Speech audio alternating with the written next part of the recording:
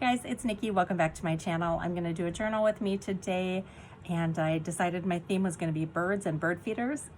So my dad had given my husband and I a bird feeder, and we went and picked out the perfect bird food that we wanted to attract the certain type of birds that we were interested in. And then we sat and argued for a week about where to place the bird feeder. He wanted it back in the trees where I said you wouldn't be able to see it. I wanted it close to our deck where he thought that it would scare the birds away. So, back and forth and back and forth. So we decided to put it up by the deck, and I said, let's just try it for a week. If it doesn't work, we'll move it. So we waited a week. I didn't notice any of the seed gone. We waited another week. None of the seed was gone. And then finally, now this past week, we've been seeing the seed get lower and lower in the bird feeder. So we were super happy about that. And then last night I was sitting in the kitchen and I looked out the window and I saw a cardinal at the feeder, and I was so excited. So it was the first bird that we had spotted there, and it was a cardinal. So I don't know if you guys know this, but if you spot a cardinal, they say it's somebody saying hello from heaven to you. And my mom had passed away several years ago, and yeah, I just felt like it was a sign from my mom. So anyway, I'm going to journal about that today. I wanted to kind of talk about a couple of things that I'm going to use to journal, and then I'll jump into the journaling process. So I just pulled some bird and flower related things from my little scrap stash. So I have some puffy flowers. I have this little postcard with a bird on it. I've just got some texture pieces. I've just got this little piece of, it's almost like a deco mesh. Then I have a little cut apart, a little tiny library card, some other little ephemera pieces here. And then I was gifted some of these feathers, so I thought I could maybe incorporate those in there. And then I pulled out a few different bags, and I'm not sure exactly if I'm going to use these or how I'm going to use it, but I wanted to somehow just incorporate a bag into my junk journal this week. I did grab the bag of bird food, the bird seed. So it looks like this. So I will be cutting like a piece from here. And then there is some bird seed in here that I thought maybe I could put it in the bag. I don't know if that's getting a little too crazy. But I just thought it'd be neat to see the kind of seed that was in it when I'm looking through it later, just as a reminder. So anyway, I might do that. There's a lot of different bags that you can use in your junk journal. My favorite is like these glassine bags. I just love the way that they crinkle and they feel really neat. It's just a very texture. I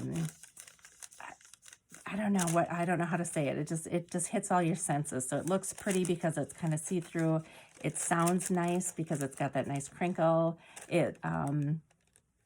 I don't know, it feels good in your hand. It's got like that waxy feel.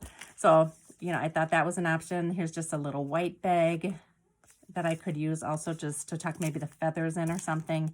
Here's like a handmade one that somebody gifted me, and it looks like it's a die actually, because you can see like the stitching. But this, you can make these with just regular wax paper.